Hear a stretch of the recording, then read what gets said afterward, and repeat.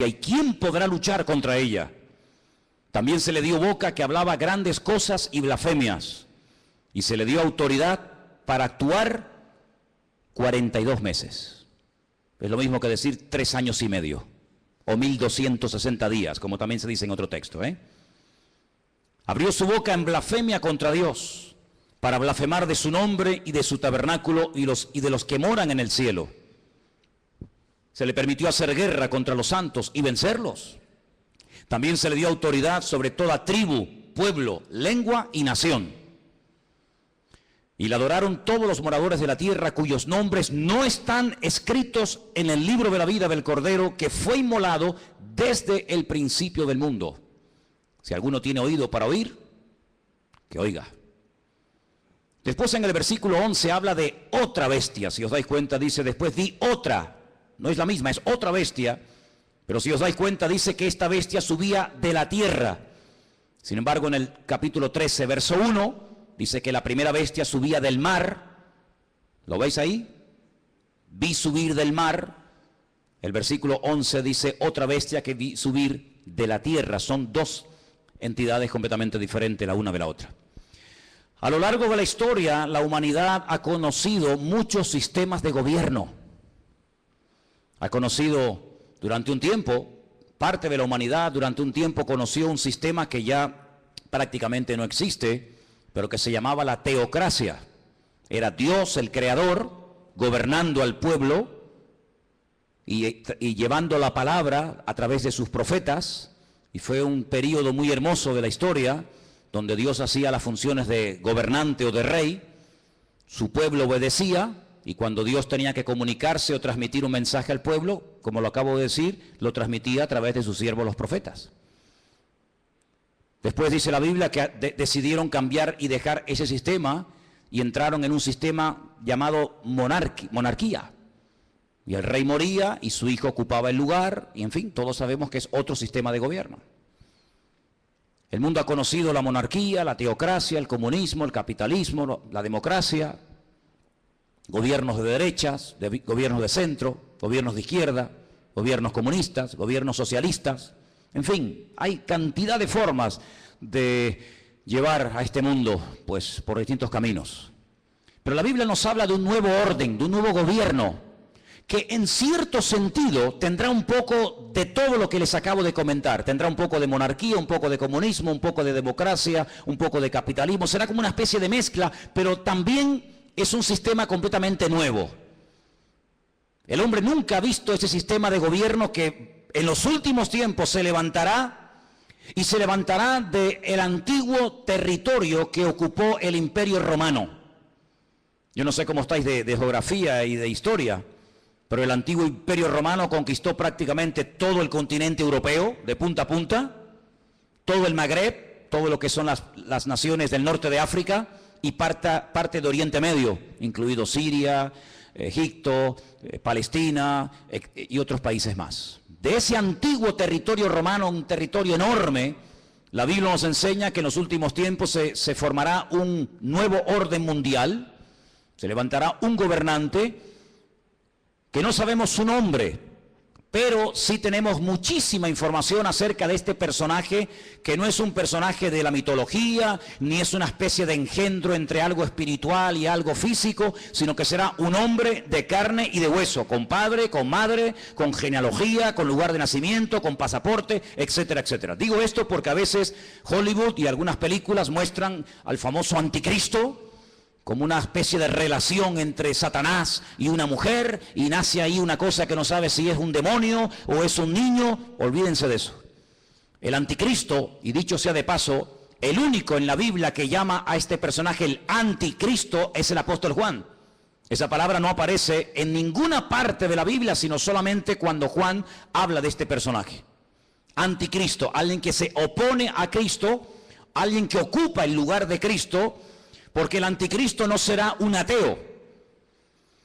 Satanás no es tonto. Satanás sabe perfectamente que lo espiritual siempre al hombre le tira, por un camino o por otro. Luego el anticristo no será un ateo, sino será una persona que caerá en lo más bajo que puede caer un ser humano, y es en la egolatría. es pretender recibir adoración como si fuera un dios. Esto no es nada nuevo.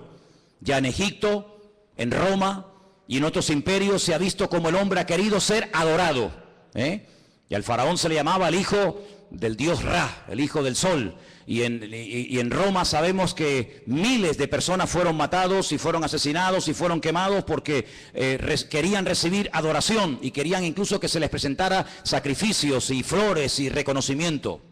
Así que el anticristo será una persona que al principio, digamos que entre comillas, respetará todos los cultos, todas las creencias, todas las religiones, todo vale, no pasa nada, pero vamos a ver cómo después la Biblia nos dice que pega un cambio. Y vamos a ver cómo a lo espiritual le va a dar una importancia tremenda. Porque el anticristo, que en el Antiguo Testamento se le llama God, G-O-G. Cuando usted lee, por ejemplo, los libros del profeta Ezequiel, usted se va a dar cuenta de que al que llamamos nosotros el anticristo, en el Antiguo Testamento se le llama God. Fijaros qué cosa tan interesante. Satanás, que es un perfecto imitador de las cosas que Dios hace o que va a hacer, llama a este personaje en el Antiguo Testamento God, y es un nombre que la primera y la última letra de su nombre es la misma, es la G, la Gimel en hebreo. Y suma 3, 6, 3, un múltiplo de 666, da 66 en total. Imitando a la profecía que Dios le dio al rey David. David es otro el único nombre en la Biblia que aparece con la misma letra al principio y al final. David empieza por D, termina por D. Lo que hace el anticristo es tratar de imitar a ese futuro rey, ¿verdad?, descendiente de la casa de David, y tratando de ungir, respaldar, apoyar y ayudar en todos los sentidos a este personaje político que tendrá un poder prácticamente ilimitado. Hace unos días, varios gobernantes muy famosos de este planeta Tierra proponían el nombrar a una persona como el presidente del planeta Tierra, el presidente de la Tierra, en este nuevo orden mundial que se está fraguando. Una de las últimas ciudades con un lujo increíble que se ha construido en Kurdistán se llama Astana. Lo habéis visto en algunos grupos ciclistas que llevan Astana, ¿verdad? Y tienen un grupo muy famoso de ciclistas. Astana fue fundada por los Illuminati y por las logias masónicas. Todos los edificios y todos los símbolos de la ciudad de Astana en el Kurdistán, todos tienen que ver con símbolos masónicos y de los Illuminati. No voy a entrar demasiado en esto, pero los Illuminati son personas que pueden ser políticos, pueden ser presidentes de país, de gobiernos, pueden ser deportistas, pueden ser artistas, etcétera, etcétera. Y hablemos claro, son personas adoradores del diablo. En Israel hay una cueva que se llama la famosa cueva de Sedequías.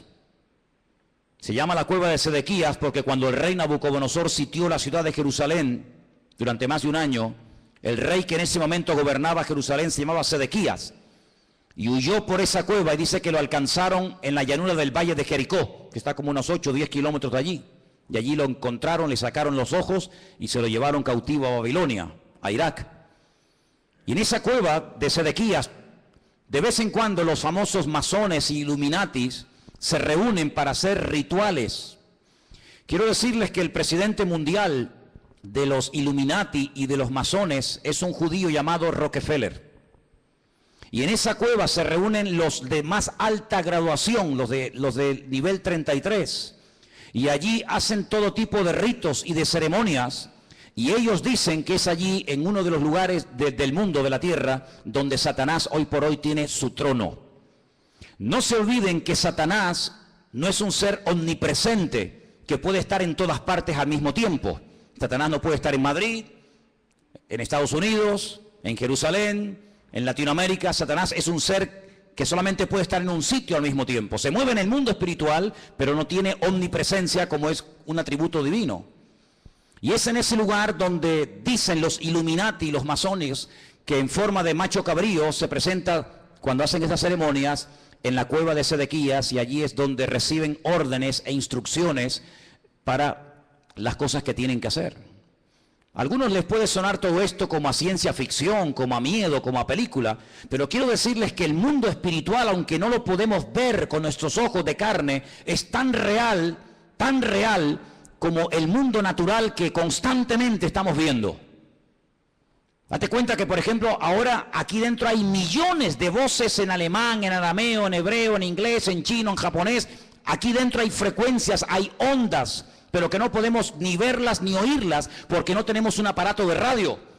Pero si tuviéramos un aparato de radio con una buena antena, seríamos capaces de escuchar programas que ahora mismo se están emitiendo desde Marruecos, desde Estados Unidos, desde cualquier parte de la tierra, simplemente que no tenemos un aparato que nos permite captar la señal de lo que aquí hay. Es como en la televisión. Y el mundo espiritual es invisible, pero es real.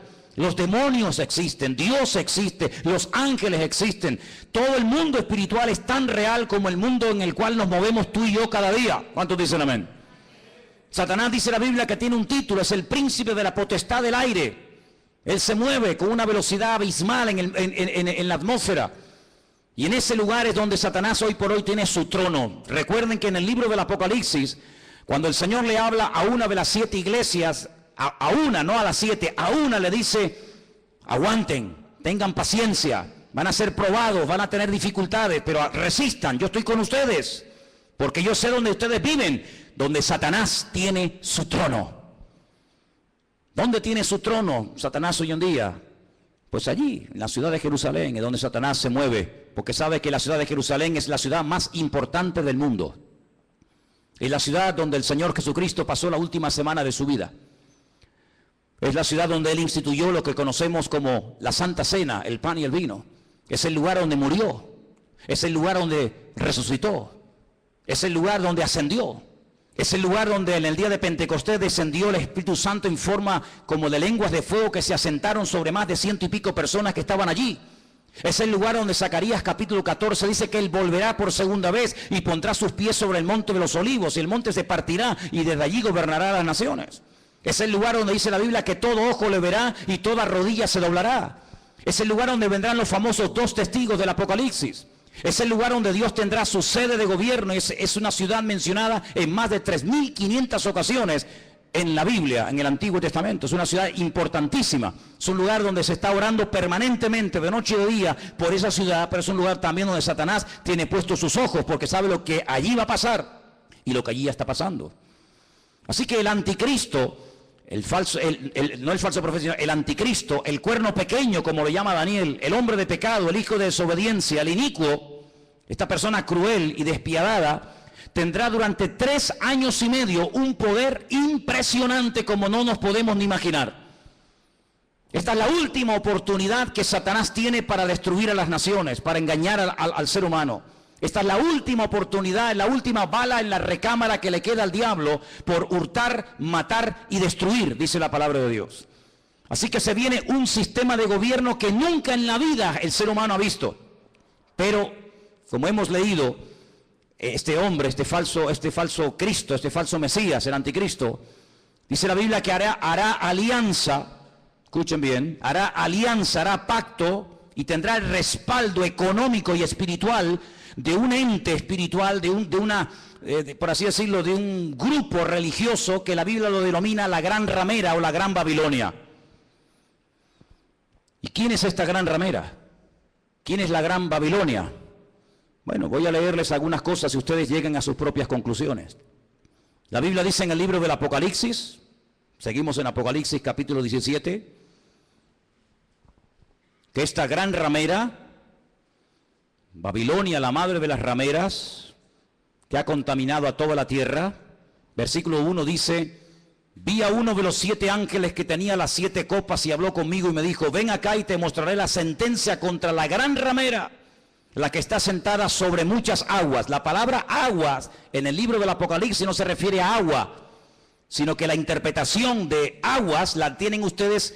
Hacemos un pequeño salto en el 17:15. Vean la interpretación. Las aguas que has visto donde la ramera se sienta, ¿qué es? Son pueblos, muchedumbres, naciones y lenguas. Esa es la interpretación de la palabra aguas. Entonces, Vino a mí uno de los 7 ángeles que tenía las 7 copas y habló conmigo y me dijo, ven acá y te mostraré la sentencia contra la gran ramera, la que se ha sentado sobre pueblos, muchedumbres, naciones y lenguas. ¿Veis cómo lo podéis entender mejor? Versículo 2. Con la cual han fornicado los reyes de la tierra y los moradores de la tierra se han embriagado con el vino de su fornicación. Me llevó el Señor en el espíritu al desierto. La palabra desierto en hebreo es Bamidbar, es el lugar donde Dios habla. En la soledad, en la quietud, en la calma, donde Dios saca a su pueblo para hablarle y revelarle cosas profundas de su corazón. Y dice que allí vio una mujer sentada sobre una bestia escarlata, llena de nombres de blasfemia, que tenía 7 cabezas y 10 cuernos. ¿Cómo estaba vestida esa mujer? Esa institución religiosa, ¿cómo se vestía? Dice que se vestía de púrpura. Interesante, ¿no? Y de escarlata. Estaba adornada de oro, de piedras preciosas, de perlas, y tenía en su mano un cáliz de oro lleno de abominaciones y de la inmundicia de su fornicación. Así se vestían sus ministros, de púrpura y de escarlata, y tenía joyas y piedras preciosas en abundancia. Ahora, analicemos hoy en día en el espectro espiritual de nuestro planeta Tierra, vayamos una por una a ver quiénes pueden ser. Por ejemplo, ¿cómo visten los budistas? Si viéramos en este momento a un budista, seguramente lo veríamos con la cabeza rapada. Veo muchos budistas en esta tarde aquí. Iría seguramente, si tiene algo de pelo, con una especie de trenza. Iría con una túnica de color naranja. Ese es el color de los ministros budistas. No usan piedras preciosas, ni mucho menos. El mundo entero, las naciones de la tierra no han fornicado con el budismo. De hecho, en muchas naciones el budismo ni ha llegado, ni sabe la gente lo que es. Para muchos, Buda simplemente es una estatua de un señor con una panza muy gorda y nada más que eso. ¿Cómo visten, por ejemplo, los musulmanes? No visten de púrpura ni de escarlata. No han gobernado sobre todas las naciones de la tierra, sobre muchas sí, pero no sobre todas las naciones de la tierra. No tienen su sede, como después vamos a ver, en una ciudad más adelante. ¿Cómo visten los testigos de Jehová, los mormones? ¿Qué institución? Y no hace falta que lo digan. Se viste de púrpura y de escarlata y tiene piedras preciosas y riqueza en abundancia. ¿Cuál es el hombre que tiene más poder de convocatoria que simplemente con hacer así te junta 1 millón de personas en décimas de segundo? Un hombre que es capaz de ir a África, a América, a Japón, a la China, a Cuba, a cualquier país de la tierra. Es el hombre que tiene más poder de convocatoria que nadie, más que Obama, más que cualquier deportista. Hay un hombre que simplemente con hacer así junta como nada, 1 millón de personas, y los reyes de la tierra le tienen que besar la mano. Incluso el rey de España ha ido y se le ha inclinado. ¿Qué te parece, amigo?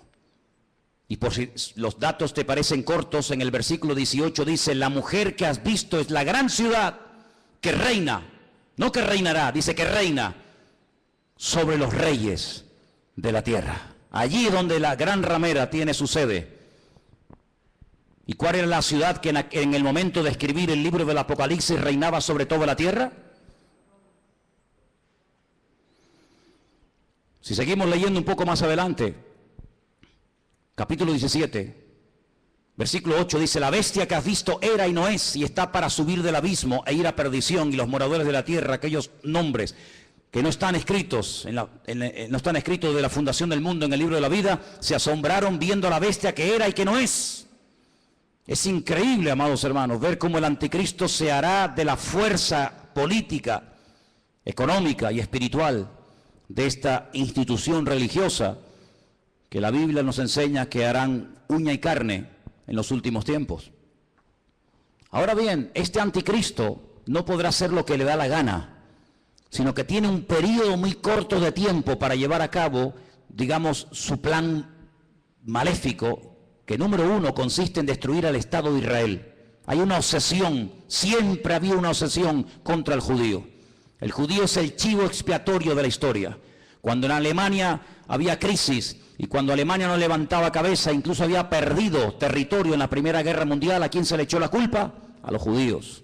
¿Quiénes pagaron los platos rotos en la Segunda Guerra Mundial? Fundamentalmente los judíos y otras personas también, pero mayoritariamente los judíos. Cada vez que hay un problema, cada vez que hay un conflicto, la culpa la tiene el judío. Hay centenares y centenares de libros que nos hablan acerca de que si no existiera ese pequeño país que tiene tan solo 300 kilómetros de largo, 22.000 kilómetros cuadrados, un país que prácticamente es que ni se ve en el mapa, un 0,7% de la población mundial, todos los problemas del mundo se solucionarían. Pero permítame decirles que durante la Primera Guerra Mundial Israel no existía y hubo una guerra mundial. Y durante la Segunda Guerra Mundial Israel no existía y se mataron 60 millones de personas en territorio europeo y esa gente no existía, no estaban allí como pueblo. Pero siempre se ha tratado de buscar una especie de chivo expiatorio al cual echarle la culpa de todos los problemas.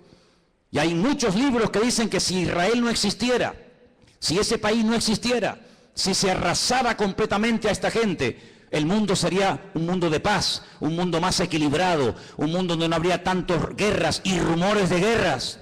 Así que el primer objetivo de este personaje es ganarse la confianza del Estado de Israel. ¿Y cómo se ganará, según la Biblia, la confianza de los judíos para que durante un tiempo corto, pero al fin y al cabo un tiempo, lo apoyen? Pues muy fácilmente, permitiéndoles cumplir el sueño que todo judío tiene durante 2000 años, no lo han perdido jamás. Han estado de aquí para allá, los han matado, los han quemado, los han crucificado, les han hecho de todo, pero siempre han tenido una obsesión en la mente, y es poder volver a Jerusalén y poder volver a ver reconstruido el templo de Jerusalén. El templo de Jerusalén fue destruido en el año 70 por las tropas romanas, capitaneadas por Tito, el hijo de Vespasiano. Y desde el año 70 de la era cristiana hasta hoy, allí no hay templo. Los romanos araron aquel lugar, le cambiaron el nombre a Jerusalén y le pusieron Aelia Capitolina. Le cambiaron el nombre de Israel por Palestina, para que nunca más nadie se acordara que una vez hubo una ciudad en la historia de la humanidad llamada Jerusalén y un país llamado Israel. Pero todos sabemos que ese país ahí sí sigue existiendo. 7 guerras, ningún país moderno ha tenido que soportar 7 guerras, donde incluso ha tenido que pelear a veces hasta con 14 naciones a la vez. 14 naciones se han unido por tierra, por mar y por aire para destruir a esta gente, y en las 7 ocasiones no han podido hacerlo. Pero la Biblia nos enseña, y lo dice muy claramente en Ezequiel, en Daniel, en Zacarías, etcétera, que el enemigo intentará destruir a esta nación con armas nucleares. Y la palabra de Dios nos enseña que en un valle que está a las afueras de Jerusalén, llamado el Valle de Jezreel, o el Valle de Megido, se llevará a cabo una batalla tremenda que hasta la Biblia ya ha dado el nombre de dicha batalla, la famosa batalla de Armagedón. De hecho hay películas, ¿no?, que se llaman Armagedón. Y dice la Biblia que allí vendrán naciones de todas partes de la tierra. Atacarán por el norte, por el sur, por el este y por el oeste, por tierra, por mar y por aire. Y será un tiempo de angustia para Israel. La palabra de Dios nos enseña que más de 200 millones de soldados, escuchen bien, a Juan también le asombró, imagínate, nos asombra a nosotros escuchar esta cifra. Imagínate a Juan hace 2000 años en la isla de Patmos escribiendo el Apocalipsis. 200 millones de soldados se unirán con un solo objetivo: destruir al pueblo de Israel. ¿Y por qué tanta obsesión por destruir a Israel? Lo he dicho muchas veces y lo vuelvo a repetir, por una sencilla razón. Porque el Dios creador, el único Dios que existe, el Dios de Abraham, el Dios de Isaac y el Dios de Jacob, ha prometido bajo juramento, con su mano levantada, que Israel nunca será destruida, que Dios peleará por ese pueblo. A pesar de sus defectos, a pesar de su desobediencia, a pesar de su rebeldía, Dios defenderá a muerte a ese pueblo. El país, la nación, el imperio que sea capaz de destruir a Israel demostrará, número uno, o que Dios miente o que Dios no existe. Si Dios ha prometido defender a Israel a muerte y que nunca ninguna nación, ningún pueblo, ningún país, ninguna arma forjada se podrá nunca levantar contra esta gente y ser destruida, si alguien logra destruir a Israel, si alguien logra botarlos al mar como intentó Jordania hace años atrás, pues simplemente demostrará que lo que Dios prometió era mentira, o que tal vez Dios ni siquiera existe, el Dios de ellos. Por lo tanto, el enemigo está tratando de demostrar por todos los medios habidos y por haber que Dios miente. Ya lo hizo en el principio de los tiempos, en el libro del Génesis. Cuando se acerca a la primera mujer, le dice, ¿por qué no comes? ¿Por qué no desobedeces a Dios? Y la mujer dijo, porque Dios nos dijo que si pecamos y si desobedecemos la ley de Dios, vamos a morir. Y Satanás le dice, Dios te ha mentido. No es verdad. Tú no vas a morir. Lo que pasa es que Dios sabe que si comes de este árbol, si desobedeces a Dios, le harás la competencia, le harás sombra y serás otro Dios. Y eso Dios no quiere que ocurra. Y la Biblia nos enseña que aquella persona le creyó al diablo, le creyó a Satanás y le creyó a la mentira. Y así como la verdad te hace libre, la mentira te esclaviza y te destruye. Por eso a lo largo de la historia, desde Caín hasta nuestros días, Satanás ha intentado destruir al pueblo de Israel, al Dios de Israel. ¿Por qué? Porque él quiere ser adorado y reconocido. Y el anticristo, este hombre, este líder político, exigirá que se le adore. Dice la Biblia que cuando el templo de Jerusalén sea reconstruido, y quiero decirles que he estado muchas veces en Israel, muchísimas veces, y cada vez que he ido he tenido la oportunidad y la bendición de poder ir al Museo del Templo, donde puedes ver absolutamente todo, salvo el arca del pacto. Ya está todo preparado, todo dispuesto, todo listo para que se reconstruya por tercera vez el famoso templo de Jerusalén, en el único lugar del mundo donde los judíos pueden construir un templo. Los judíos no son como los evangélicos que pueden construir iglesias en cualquier parte, o como los católicos que construyen catedrales en cualquier ciudad del mundo. El judío tiene la orden, la prohibición de no edificar ningún templo en ninguna parte de la tierra, salvo en el monte Moriah, donde miles de años atrás el patriarca Abraham subió a lo alto de esa montaña a sacrificar a su hijo. Y es en ese lugar donde Dios únicamente permite que se construya un templo, donde Él, dice la Biblia, que pondrá su gloria y su presencia para que todas las naciones de la tierra conozcan que Dios es uno, dice la palabra de Dios. ¿Por qué no lo hacen? Tienen poder para hacerlo. En 1967, en junio del 67, el 7 de junio del 67, la Biblia nos enseña, o la historia, perdón, nos enseña que las tropas de Israel entraron y conquistaron toda la ciudad de Jerusalén. No podían entrar en Jerusalén, pero en el 67 tomaron toda la ciudad. Subieron a lo alto del monte, pero le dejaron hasta el día de hoy a Jordania que administre las explanadas del templo, donde está la famosa mezquita de Omar y la famosa mezquita de Al-Aqsa.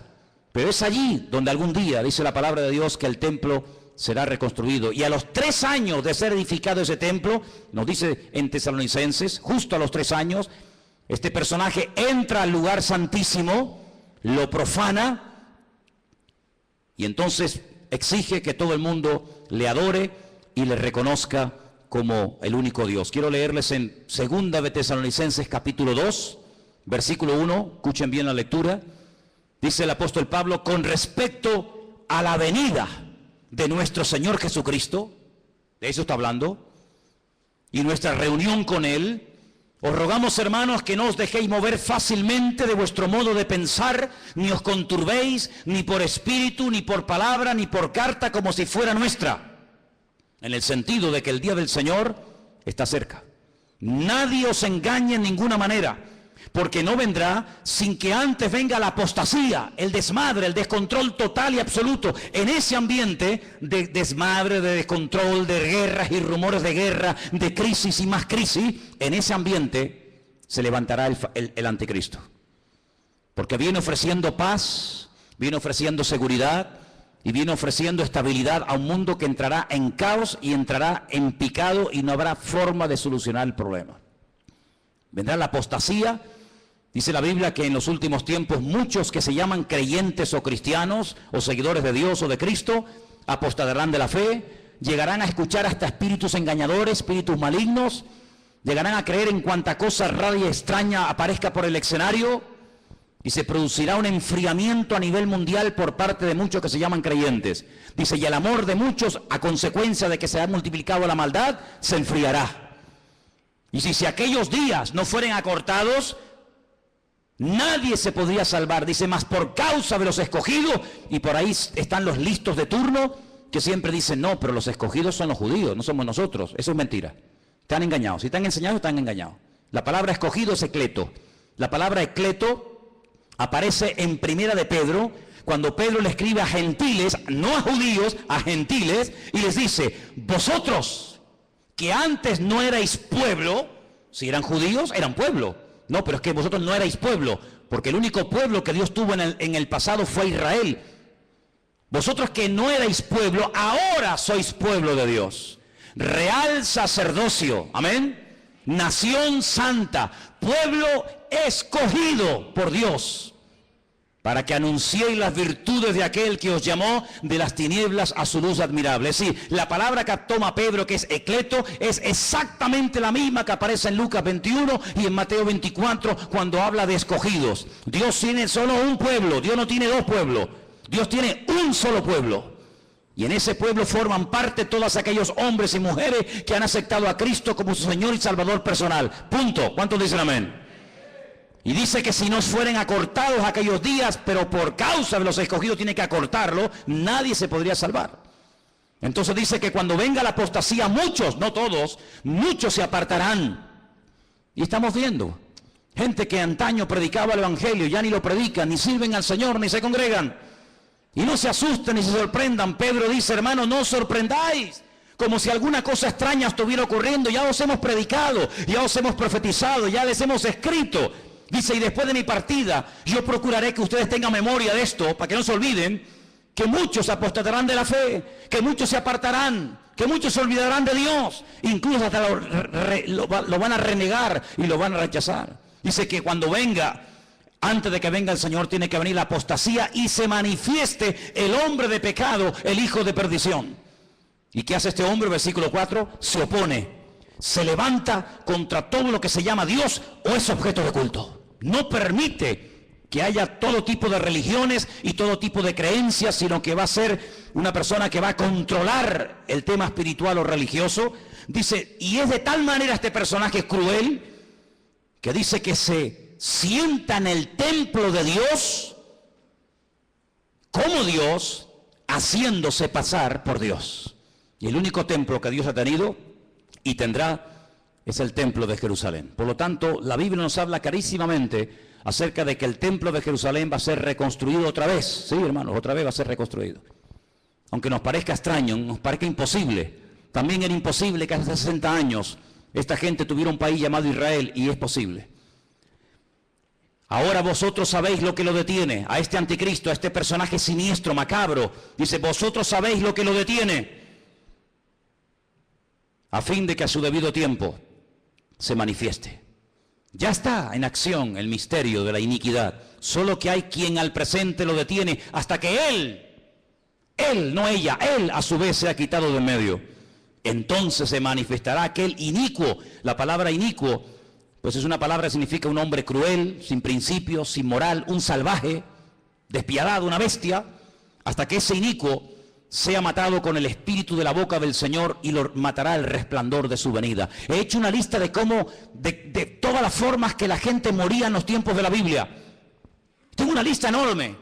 Hay gente que murió comida por perros, gente que murió comida por gusanos, gente que murió crucificada, gente que murió apedreada, gente que murió quemada, gente que murió a palos, gente que murió clavados con un asta, empalados.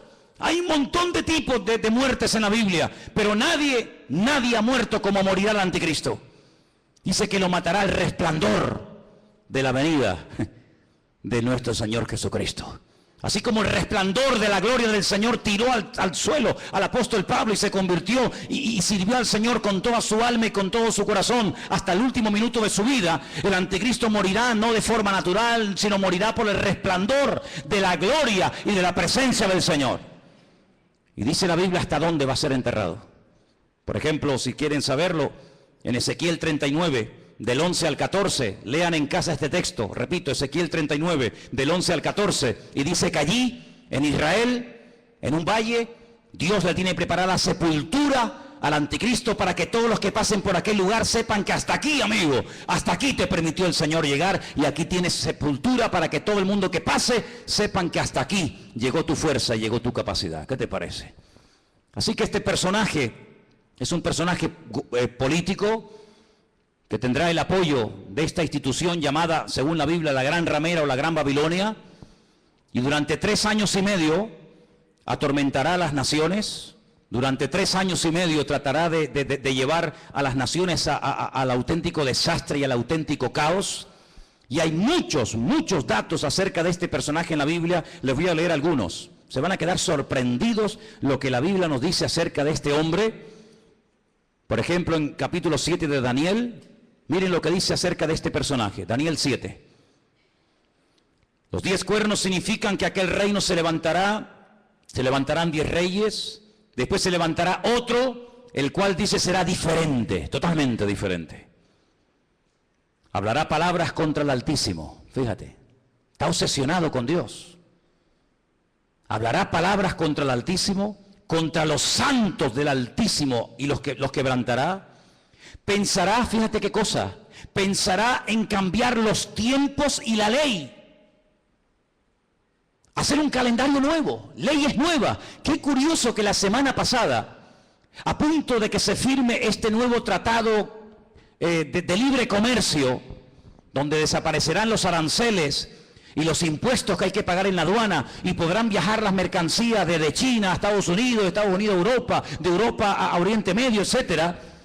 Alguien dijo que ante estos cambios globales, mundiales, que están a punto de suceder en poco tiempo, donde se ha vuelto a reunir el famoso Club Bilderberg y muchos políticos han ido a Roma a hablar con el Papa, y donde el G7 se ha reunido otra vez como casi clandestinamente, porque están a punto de producirse y de firmarse acuerdos que van a cambiar el mundo en cuestión de días.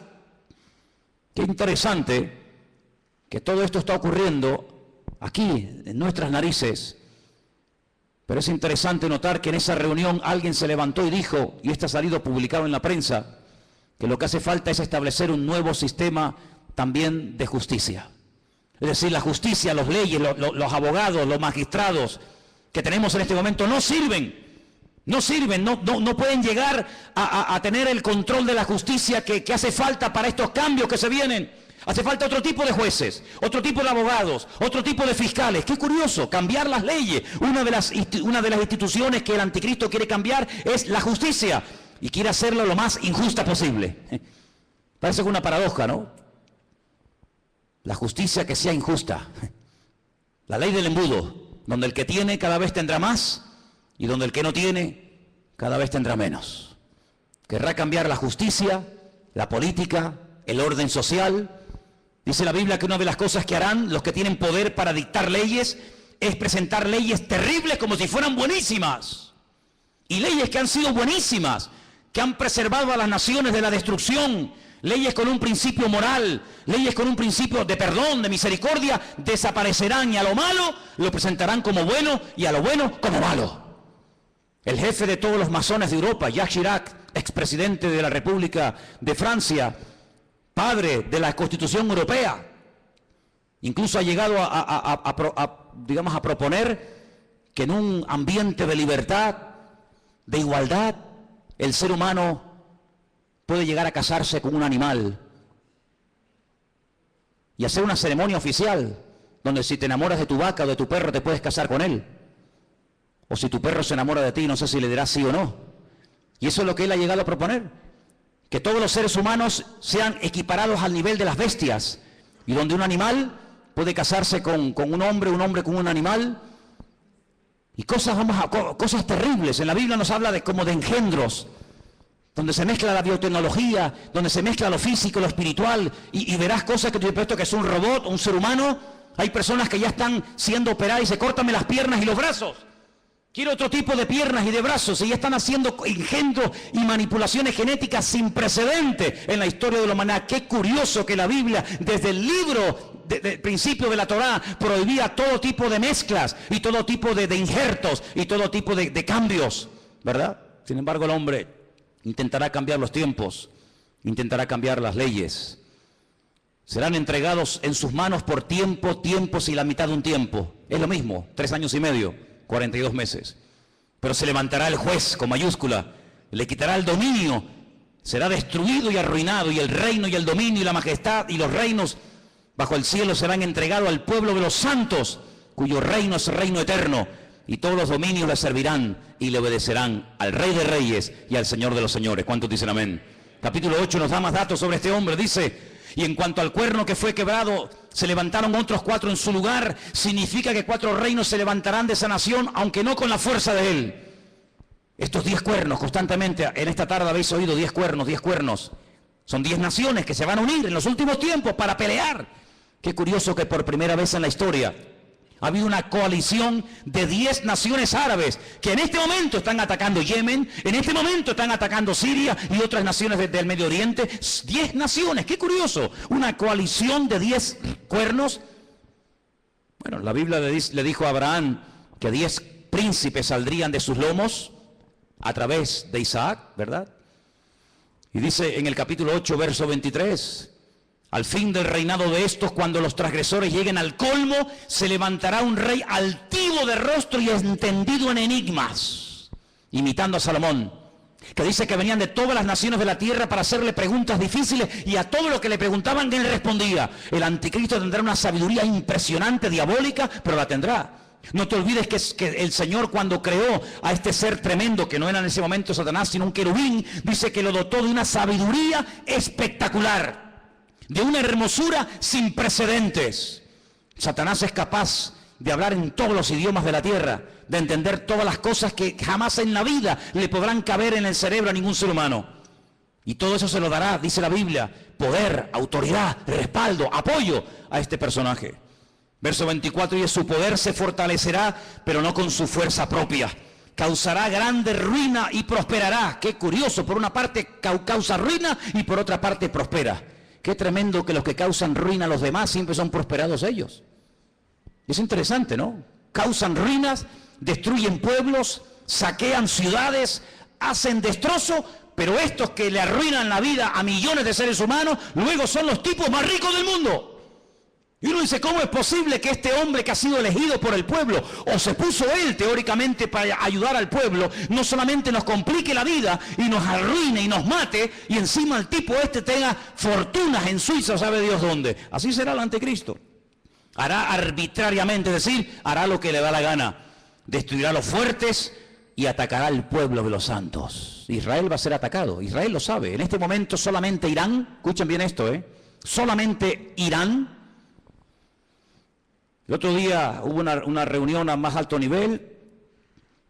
La República iraní le dijo a Israel, si me atacas, Israel quiere atacar las centrales nucleares, porque Irán acaba de firmar un acuerdo donde permite que los observadores internacionales entren en instalaciones civiles, pero no en las militares.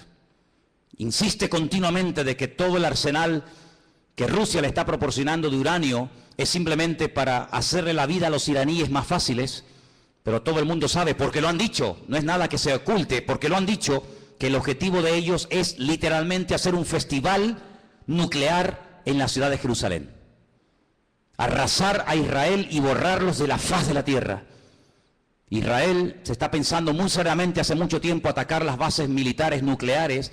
Irán le dijo, si me atacas, tengo en este momento 80.000 misiles apuntando hacia la ciudad de Jerusalén. ¿Qué te parece, amigo? Solamente Irán, sin contar otras naciones que le rodean. 120 millones de enemigos contra 7 millones. Es una desproporción muy grande, ¿verdad? 120 millones contra 7 millones. Con su sagacidad hará prosperar el engaño. Todo lo que estamos viendo de corrupción, de engaño, de ladrones y sinvergüenzas que han saqueado y robado lo que les ha dado la gana, que entran por una puerta y salen por la otra, todo esto es simplemente un pequeño botón de muestra, como preparándonos psicológica y mentalmente para lo que viene. Dice que este hombre, con sagacidad, con trampas, con triquiñuelas, con mentiras, hará prosperar el engaño, se engrandecerá en su corazón y sin previo aviso atacará y destruirá a muchos. Estoy leyendo la Biblia, no estoy leyendo nada raro, estoy leyendo la Biblia. Se levantará contra el príncipe de los príncipes, pero será quebrantado, aunque no por mano humana. Fijaros cómo el enemigo ha ido adaptando la estrategia según los tiempos. Caín, el primer asesino, se levanta y mata a su hermano Abel, pero no mató ni a su padre, ni a su madre, ni al otro hermano. Dejó a más gente viva que los que realmente mató, ¿sí o no? Qué curioso, ¿eh? Caín mató a uno, pero dejó vivo a más gente. Cuando pasa el tiempo, dice la Biblia que otra persona que también tiene el mismo espíritu de Caín, pero elevado a la máxima potencia, va más allá y dice, en vez de matar a uno, matemos a todos, pero solamente a los varones. Y deja a todas las mujeres vivas. Sabemos también que Moisés se salvó y etcétera. Pero fíjate, Caín mató a uno, pero dejó vivos a otros. Pero Faraón quería matar a todos los varones y la muerte iba en aumento. Pero cuando no lo consiguió, el mismo espíritu de Caín que habitó en Faraón salpicó y se apoderó de aquel rey perverso de Amán, allí en los tiempos de la reina Esther, y dijo, no solamente a los hombres, sino a los hombres, a las mujeres, a los niños, y arrasemos con todo. Es decir, que no ha ido a menos, sino que la maldad siempre ha ido a más, siempre ha ido a más. Por lo tanto, todo lo que hemos visto a lo largo de la historia son simplemente pequeñas pinceladas de lo que le espera a esta tierra. Si saltamos al capítulo 11 de Daniel, sigue dando datos muy interesantes. Dice aquí, hará este rey según su voluntad. Se ensoberbecerá, se engrandecerá sobre todo Dios, y contra el Dios de los dioses hablará. Y dice aquí, y prosperará. Es increíble, ¿eh? Y prosperará. Por eso dice la Biblia, no tengas envidia del hombre malo que prospera en su camino. Porque a veces los malos también son prosperados, pero no por Dios. Y dice aquí, hasta que sea consumada la ira y lo que está determinado se cumpla. Ahora fíjate qué dato tan interesante. Yo sé, y algunos seguramente me lo harán notar, que en el texto original no existen palabras con mayúscula y palabras con minúscula. No existe ni en griego ni en hebreo palabras con mayúscula y con minúscula, que en nuestro idioma es muy importante, porque no es lo mismo la palabra Dios con minúscula que la palabra Dios con mayúscula. No es lo mismo la palabra Señor con minúscula que la palabra Señor para referirnos a Dios en mayúscula. En la Biblia hay un término específico para cada palabra, por lo tanto no hace falta recurrir a esto de mayúsculas y minúsculas. Pero en nuestra Biblia dice en mayúscula, del Dios de sus padres. Luego sus padres eran creyentes. Los padres del anticristo eran creyentes del verdadero Dios. Porque dice, del Dios, repito, con mayúscula de sus padres, no hará caso. Fue criado en una educación, digamos, religiosa, correcta, con el Dios verdadero. Lo mamó en la casa con sus padres, pero dice, no hará caso de ese Dios, de esa enseñanza. Y dice algo interesante que puede tener varias interpretaciones. Ni del amor de las mujeres hará caso. ¿Quiere decir que será un homosexual? ¿Que no se casará? Interprételo usted como quiera. Pero dice que a este hombre no le interesa perder el tiempo. Ustedes saben que cuando un hombre se enamora de una mujer se vuelve medio idiota, medio tonto, ¿no?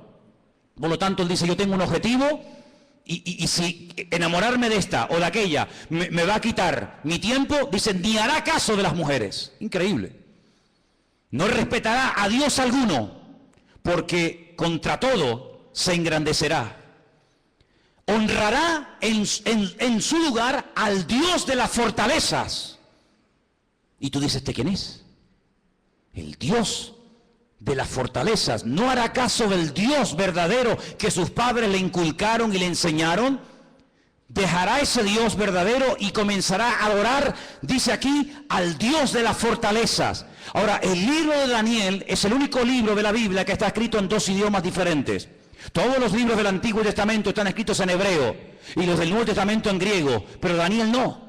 Daniel, parte del libro está escrito en arameo y parte está escrito en hebreo. Se lee igual, pero significa lo mismo. Cuando usted lee del Dios de las fortalezas lo honrará, dice textualmente, Alá Maozín. Y menciona la palabra Alá. ¿Saben que las siguientes Biblias que se van a vender dentro de muy poco tiempo, que ya están en circulación en las iglesias evangélicas, dirá, por ejemplo, en el principio creó Alá los cielos y la tierra? ¿Sabían que la palabra Elohim o Dios desaparecerá de muchas Biblias en los próximos años y aparecerá la palabra Alá? ¿Sabían eso? Pues vete espabilando. De Alá, del Dios de la guerra, como dice el texto, a ese Dios adorará. Dice, Dios que sus padres no conocieron. No tiene nada que ver la adoración a ese Dios con el Dios que sus padres le enseñaron. Y dice, lo honrará con oro y con plata, con piedras preciosas y con cosas de alto precio. Hermanos, esto se escribió hace más de 3000 años, ¿eh? Es impresionante cómo hace más de 3000 años el profeta Daniel sabía detalles de la vida de este hombre que en aquel momento lógicamente no existía y que está a punto de aparecer. Y dice, con un Dios ajeno se hará de las fortalezas más inexpugnables y colmará de honores a los que le reconozcan y con precio repartirá la tierra. Pero al cabo del tiempo el rey del sur contenderá con él y se levantará contra él como una tempestad. También le irá mal al anticristo, no te quepa la menor duda, también le irá mal, pero durante un tiempo aparentemente las cosas le van a funcionar. Ante este panorama de este nuevo orden mundial, ante este panorama donde ya el famoso chic que habéis oído y que sabéis que está por ahí por el mundo dando vueltas, donde el dinero en muchas naciones ya ha desaparecido, no es que va a desaparecer, ya ha desaparecido. En Suecia usted va con dinero y no lo puede usar, ya no se usa dinero para pagar nada en Suecia, todo es con otro sistema. Pues dice la palabra de Dios que en los últimos tiempos se va a implantar a nivel mundial un nuevo sistema comercial, donde ya no hará falta llevar dinero, lo puede perder, se puede olvidar de él, se deteriora, se gasta, se pierde, te lo pueden robar. Sino dice la Biblia que se va a implementar un sistema que en sí es un sistema buenísimo, pero hay que ver lo que viene detrás. Y es un sistema donde dice la Biblia que nadie podrá llegar ni a comprar nada, ni a vender absolutamente nada, ni un litro de leche, hermano, ni una barra de pan en la panadería, ni nada de gasolina para el coche. Nadie podrá bajo ningún concepto comprar ni vender, a menos que lleve implantado en su cuerpo un microchip, como el que llevan los perros, hace muchos años, donde simplemente con un aparatito, cualquier veterinario del mundo sabe cómo se llama ese perro, dónde vive, si está vacunado, si no está vacunado, cómo se llama el dueño, dónde vive y qué hace y qué no hace. Es un pequeño microchip alimentado con una pequeña pila de litio implantado en la piel, de tal manera que usted en cualquier momento puede llegar a una ferretería, a una carpintería, a una farmacia, a donde quiera, simplemente usted pasando su mano, automáticamente le descuentan de su cuenta bancaria lo que supuestamente usted puede tener. Así no tiene problema de que nadie le robe, de que nadie le quite nada. Y usted dirá, pero eso es una locura. No es ninguna locura. Muchísimos soldados del ejército norteamericano, muchísimos multimillonarios ya le están poniendo a sus hijos esta especie de microchip. ¿Por qué? Porque tiene muchas ventajas, aparentemente. Y es que usted está localizado 24 horas del día, aunque esté metido en un submarino bajo tierra o bajo el mar.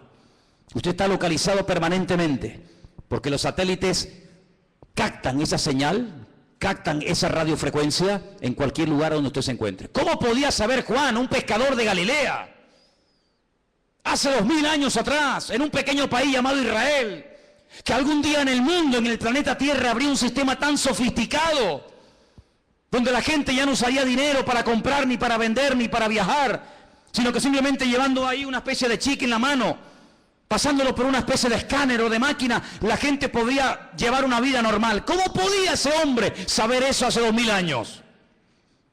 No lo sabía. Dios se lo dijo. Y Dios se lo reveló. Porque aquí el que controla el pasado, el presente y el futuro es nuestro Dios. Y el Apocalipsis está escrito en pasado. Porque esa es una de las características del tema profético en la Biblia. Que el futuro se cuenta en pasado. Y por eso dice la Escritura que para conocer el futuro hay que conocer el pasado. Porque el que no conoce lo que Dios ha hecho no sabrá nunca lo que Dios hará en el futuro. ¿Qué podemos hacer los que nos llamamos cristianos o queremos ir en serio con el Señor ante este panorama? Bueno, es interesante notar que una de las profecías que se tenía que cumplir en los últimos tiempos es que el río Éufrates, saben que Irak está bañada por dos grandes ríos, el Éufrates y el Tigris, es una de las zonas donde estaba el famoso Jardín del Edén. Llegaría un momento que se tendría que secar para que tropas del norte, dirigidas por Rusia, vinieran en dirección a la tierra gloriosa, entrando por los famosos Altos del Golán, en el norte de Israel. Bueno, pues Siria construyó hace ya muchos años una presa que deja totalmente seco el río Éufrates, así, en cuestión de minutos. Eso está profetizado también en el libro del Apocalipsis. La palabra del Señor nos enseña que los tiempos se acortan, y dice Mateo capítulo 24 lo que tenemos que hacer en estos tiempos los creyentes, y te lo leo. Mateo 24, del 37 en adelante, presta atención a lo que dice la palabra. Dice así: como en los días de Noé, así será la venida del Hijo del Hombre. Como en los días de Noé. ¿Cómo eran los días de Noé? ¿Cómo era su generación, sus vecinos, sus amigos? ¿Cómo vivía la gente en aquellos tiempos? Dice la Biblia que había violencia y agresividad por todas partes. No piensen ustedes que se vive tan tranquilo en todas partes de la tierra como de momento vivimos aquí. Muchos de los que están aquí pueden dar testimonio de que naciones hermosas y tremendamente ricas, es muy difícil hoy por hoy vivir en ellas debido al alto índice de muerte, de destrucción que hay. La gente tiene miedo a salir a las calles. Dice la Biblia que llegará el momento en el que la gente más pacífica, aquella chica que cuando caminaba dice que ni siquiera se atrevía a poner el pie en tierra, de lo delicado y de dulce que era, ten cuidado porque se te puede llegar a convertir en tu peor enemigo. Donde los padres serán capaces de entregar a sus hijos, donde los hijos serán capaces de traicionar y de vender a sus padres, etcétera, etcétera. Como los días de Noé, violencia, agresividad, perversión, algo impresionante. Si nos metiéramos a dar datos de la cantidad de perversión que hay con niños, con jovencitas en muchas partes del mundo y muchas muy cerca de aquí, nos quedaríamos realmente sorprendidos de ver cómo hemos superado con creces a las famosas ciudades de Sodoma y Gomorra. La perversión ha llegado a unos niveles indescriptibles. Sigo leyendo en el versículo 38. Porque como en los días antes, días hermano, no años, días antes del diluvio, ¿qué hacían? Comían, bebían, se casaban, se daban en casamiento hasta el día en que no entró en el arca. ¿Cómo es posible que está a punto de venir un diluvio, que vamos a morir todos como ratas, que no hay escapatoria? Y te estés casando, pero ¿casando para qué? Si mañana vamos a morir todos. Y haciendo negocios a largo plazo, y haciendo inversiones, y comprando, y vendiendo, y comiendo, y bebiendo, cuando te quedan 20 horas de vida. Oye, si tú supieras, dime la verdad, hermano y hermana, si tú supieras con toda seguridad que te queda una hora de vida, ¿qué harías? Dime qué harías. ¿Llamarías ahora a tu hijo, a tu hija? ¿Harías algo? No, todavía queda mucho tiempo, sí. Esa actitud de diferencia, de decir, bueno, no hay tanta prisa, tampoco es para tanto, no exageres tanto, Manolo, que todavía queda mucho tiempo, que soy muy joven, que queda mucha vida por delante. Sí, también al que enterré ayer le quedaba mucha vida por delante. Y con 44 años recién cumplido el lunes, ahora está donde todos sabemos que está. Toda la vida le quedaba por delante, claro. Un chaval con 44 años, pues, hombre, pues imagínate tú lo que puedes vivir, casi otros 40 años más. Pues no, se acostó a las 9 de la noche.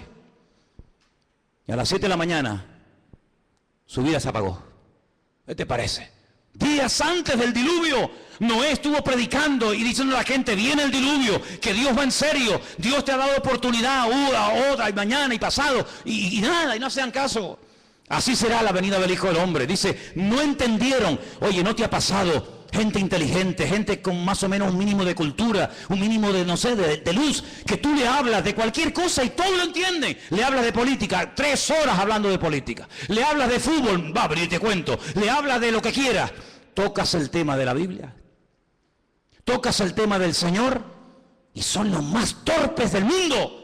Y un tío tan listo, un tío tan sabio, un tío tan espabilado, un tío que se ha buscado la vida toda la vida, De todo entiende y de todo sabe. Lo dejas en el desierto y el tío sobrevive. Lo dejas en el Himalaya y el tío se busca la vida. Cuando le hablas del Señor, no entiende nada. Leíste la Biblia, sí, pero no la entendí. Pero tío, ¿cómo es posible que leas el periódico, leas la revista y todo lo entiende? Y cuando te hablo de Dios, no entendieron. Hay como una nube, hay como una ceguera espiritual. ¿Por qué se creen que comencé el culto cantando abre mis ojos? ¿Piensan que todo esto es casualidad? ¿Que detrás de esto no hay oración y preparación? Y diciendo, Dios mío, háblanos, claro que lo hay. Abre mis ojos, ¿pero a qué? A la realidad espiritual de lo que se cierne y de lo que viene, hermanos. No entendieron hasta que vino el diluvio. Cuando entendieron era demasiado tarde. Claro, entendiste, pero ya no hay tiempo. Se los llevó a todos. Así será también la venida del Hijo del Hombre. ¿Qué te parece, amigo? Algunos no tuvieron miedo la primera vez que se metieron un pico en las venas. No tuvieron miedo ninguno. Algunos no tienen miedo a tirarse en parapente, en paracaídas, al vacío, nadar entre tiburones, subir al Himalaya y hacer locura.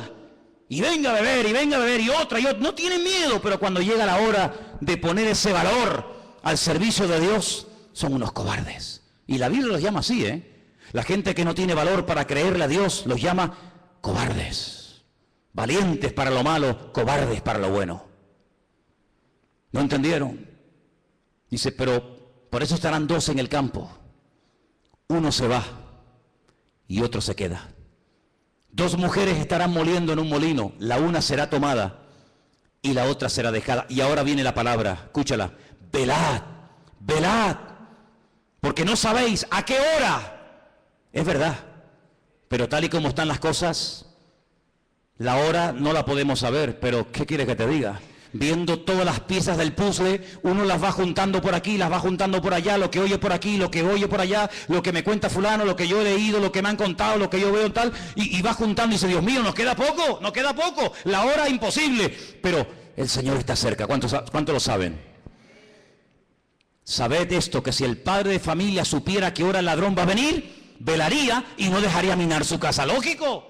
Si yo sé que esta noche a las 3 de la mañana me va a venir alguien a robar la casa, yo no duermo. Yo no lo voy a recibir con una Biblia, Yo me hago de un palo o de un hacha, lo que haga falta. Que venga a las 3 de la mañana. Que venga. Te voy a dar la del pulpo, te voy a dar. Pero si yo no sé que viene a las 3... yo me voy a dormir, me levanto mañana y cuando me levanto digo, ¡ay va! Que me han robado, que me han quitado esto, que me han quitado lo otro. Pero dice la Biblia, cuando tú sabes que el Señor viene pronto, tú no estás distraído, tú no estás atontado, tú no estás agobiado.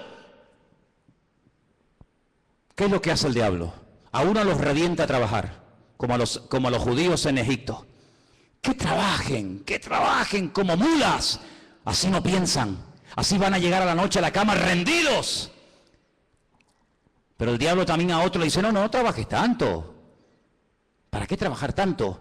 Y los tiene todo el día ociosos, sin pegar palo al agua, y entran en depresiones.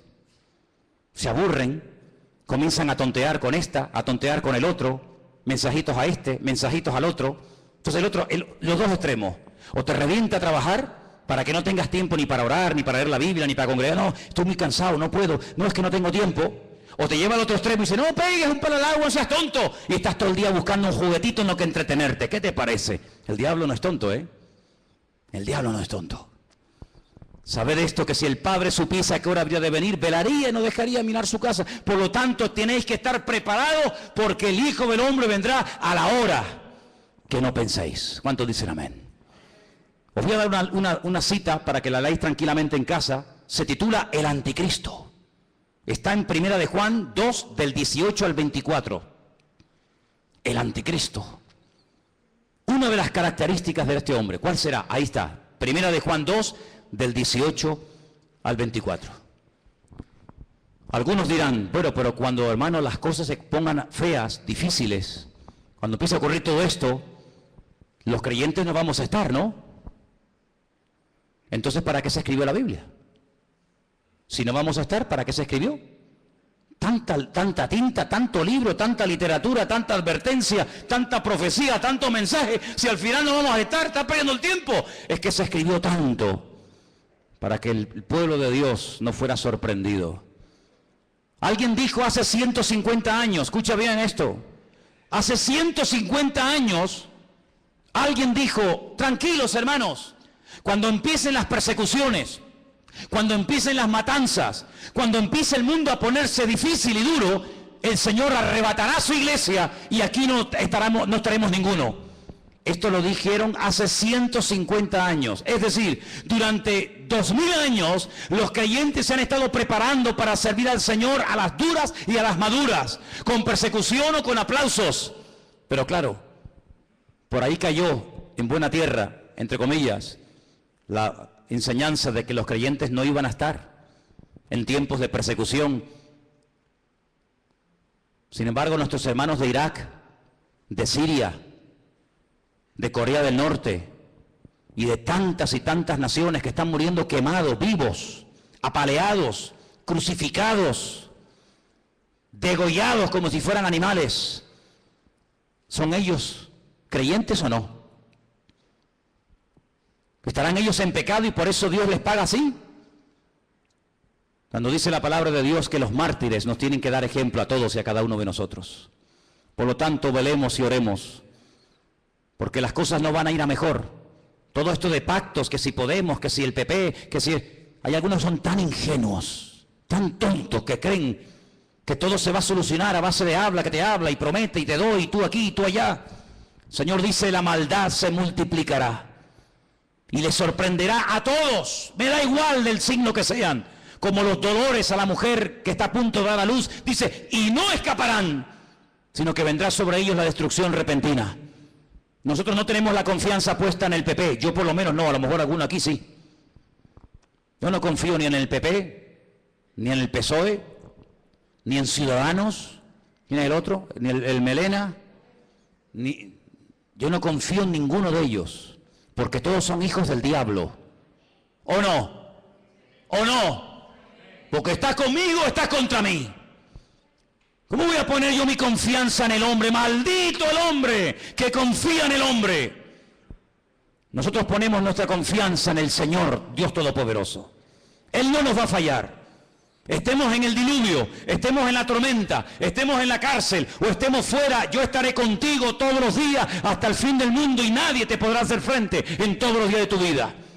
Eso es lo que nos dice el Señor y a eso tenemos que agarrarnos ahora más que nunca. Por eso llevo años diciendo cada semana, oh hermanos oremos, hermanos busquemos al Señor, métanse en la palabra, dejen de perder tiempo en tontería, no hagan planes que tú no... hablando de planes. ¿Cuántos de los que están aquí tienen planes y meten al Señor en sus planes? Es que lo tenía aquí apuntado y no me puedo ir sin decirlo. ¿Incluyes a Dios en tus planes? A ver, ¿sí o no? Pues lo estás haciendo fatal. Fatal. ¿Que no puedo incluir a Dios en mis planes? No. Pero hermano, no te entiendo. Espera, déjame que te explique. Pues si no te vas a quedar así. Tú no tienes que incluir a Dios en tus planes. Tú tienes que meterte en los planes de Dios. ¿Ves la diferencia? Yo tengo planes, quiero ser médico, quiero ser abogado, quiero estudiar 5 carreras, quiero casarme con un chico alto, guapo, rubio, maravilloso, que habla inglés, arameo, francés, chino, japonés, tenga un coche, un yate, un avión. Claro, esos son tus planes. Y Señor, me tienes que ayudar, me tienes que ayudar, amigo, Tú tienes tus planes, tus proyectos, y ahora me caso, y ahora me divorcio, y ahora compro, y ahora vendo, y ahora voy a la playa, y ahora voy al monte. Tú tienes tus planes y metes a Dios en tus planes. Te equivocas rotundamente, no has entendido nada. Y tú dices, pero ¿cómo se predica en esta iglesia así? Amigo, aquí estamos para esto. Si quieres más la papita dulce, vete allá a la esquina que está la guardería Heidi. Aquí yo te digo que la única manera de ir de gloria en gloria y de victoria en victoria no es metiendo a Dios en mi agenda, sino metiéndome yo en su agenda y en sus planes y en sus proyectos. Y entonces Dios te va a bendecir y Dios te va a ayudar. No metas a Dios en tu vida, métete tú en el Señor y entonces el Señor te va a ayudar. Y se abre la puerta, se cierra la puerta, poder decir gloria a Dios, porque Dios está conmigo y nadie me podrá frenar en los días de mi vida. Aleluya. ¿Cómo que tus planes? ¿Qué dices, amigo? ¿Cómo que tus planes? Ya no vivo yo. Ya no vivo yo. Es Él el que vive en mí. Por eso es muy difícil ser cristiano. Porque ¿a quién no tiene planes? ¿A quién no le gusta? Hombre, a mí me han dicho, ¿cuántas veces me han dicho? Ay, yo sé que el Señor tiene que venir, pero que no venga ahora mismo porque yo me quiero casar. Ah, bueno, pues nada. Pues entonces, dile al Señor, Señor, no vengas de momento porque me he comprado el vestido, me he comprado los zapatos. Y claro, si vienes, ¿cómo me los pongo? Esa es como me dijo a mí una chica cuando inauguramos esta iglesia hace 14 años atrás. Tuvimos culto sábado y domingo. Y el sábado le dije, mira, cantas tú y tú, y el domingo cantan otras hermanas Y me dice, no, hermano, yo canto el sábado y el domingo. Digo, no, tú cantas el sábado y otro el domingo. Que no, digo, hombre, ¿cómo? Vamos a ver. Y digo, pero tú, ¿por qué tanto empeño en cantar también el domingo? Y me dice, porque me he comprado 2 vestidos. Me he comprado uno para el sábado y otro para el domingo. Y si no canto el domingo no me van a ver el vestido nuevo. Y yo le dije, pero tú vienes aquí a la iglesia para presumir de vestidos. Porque si vienes aquí a aparentar y a presumir, aquí te sobra el sitio, hija. Así que ahora no vas a cantar ni el sábado ni el domingo, mira lo que te digo. Pues aquí no venimos a verte a ti. Aquí venimos a adorar al Señor.